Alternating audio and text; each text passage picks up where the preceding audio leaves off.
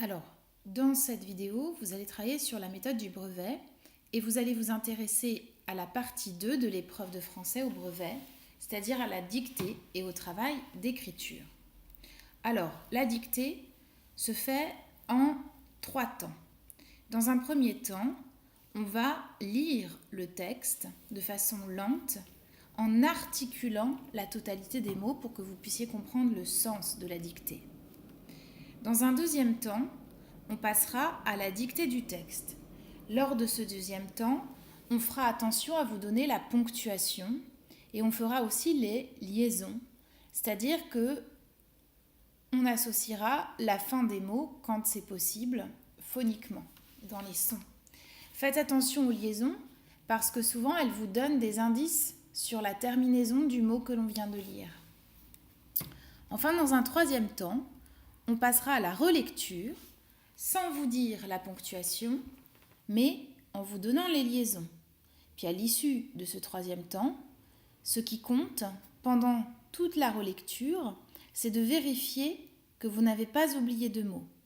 Et c'est seulement une fois que la relecture est faite que vous pouvez passer de votre côté à la vérification de tous vos accords dans votre dictée.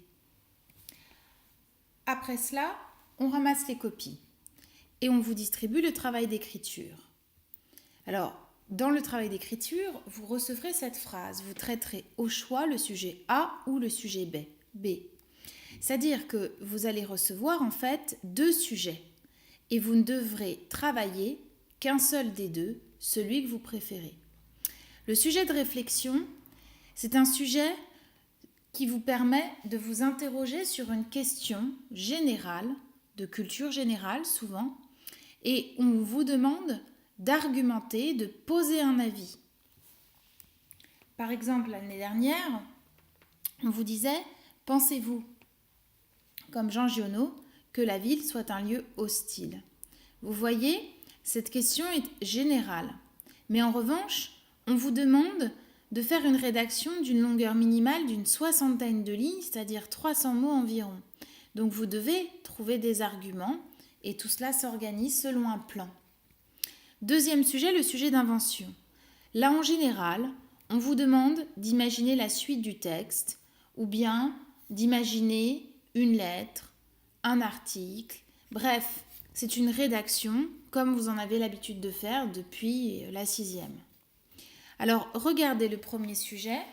Pour vous préciser, on vous conseille de proposer une réflexion organisée et argumentée en vous appuyant sur vos lectures et vos connaissances personnelles. Le sujet sera général et on va vous demander d'aller chercher dans votre connaissance, dans votre culture, des exemples. Deuxième type de sujet pour l'invention. Là, on vous explique dans la consigne. Vous vous sentez vous aussi dépaysé en arrivant dans une ville, racontez cette expérience.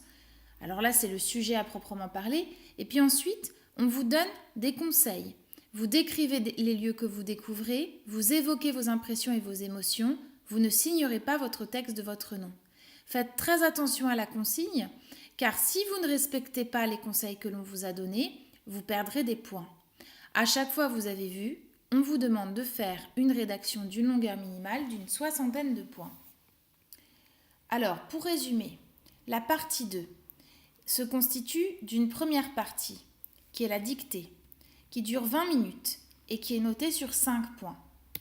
Et puis d'une deuxième partie, qui est l'écriture, qui dure 1h30 et qui est notée sur 20 points.